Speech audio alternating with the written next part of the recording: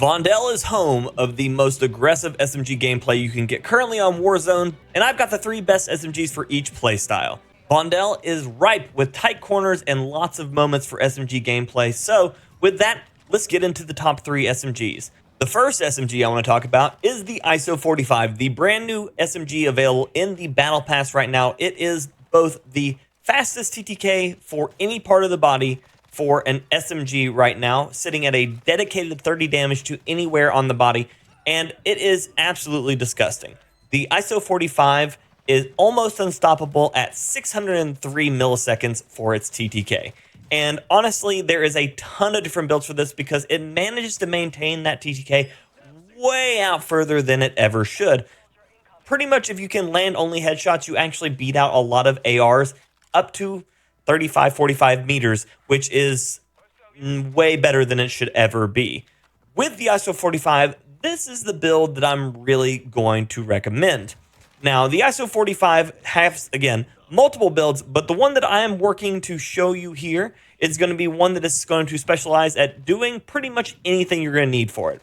The Sandstorm helps control the recoil. The Hex and the Point G3P are going to give you hip fire, the 45 round mag to be able to fight a bunch of people on Vondel. And then the 4-inch frame is going to offer not only recoil steadiness, but ADS speed and more hip fire control. The bullet velocity on it is not great, but you're obviously not going to be fighting this 60, 70, 80 meters out. This is a great companion to either a mid-range to long-range AR, battle rifle, or sniper rifle. And honestly, I think that this is probably the most reliable all-around SMG with the best reliable TTK in the game. If you haven't already unlocked it, I recommend looking into it, getting it yesterday, because it is going to take over the meta. The second SMG I'm going to recommend for you here is going to be one that people are not going to expect. It is the MX9. It is the little brother to the STB and the HCR, and a weapon that has never seen any limelight in Warzone up until this point.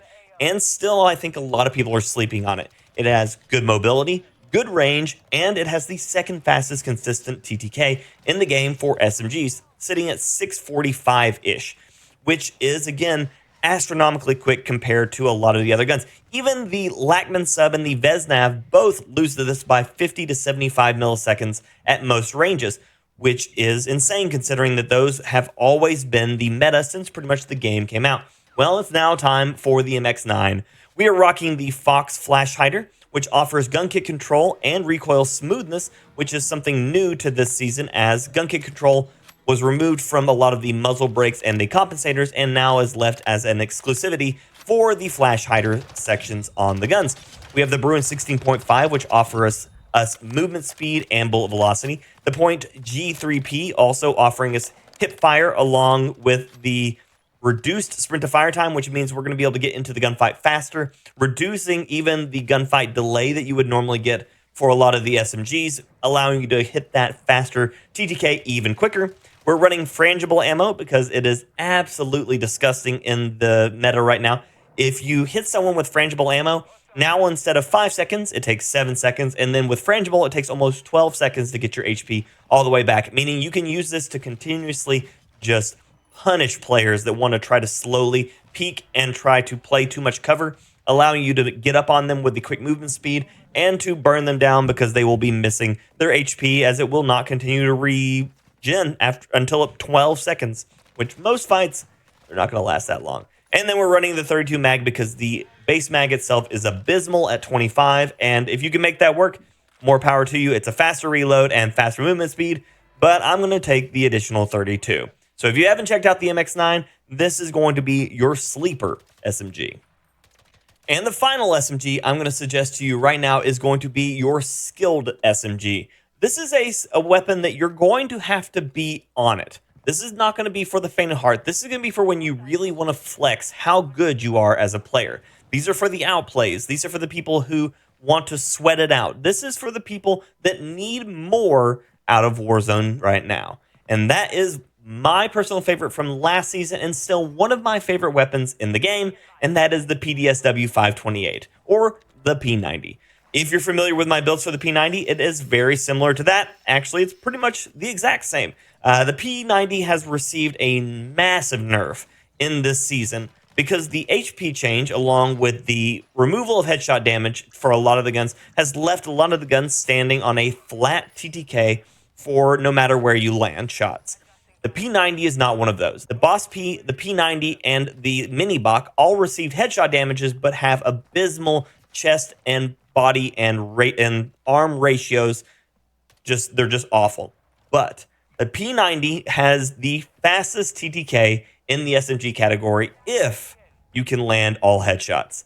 Now, you're going to land a TTK of about 584 comparatively to the ISO 45's 603, which it is faster, but that is only if you land headshots. The ISO can get a 603 if you land anywhere on the body.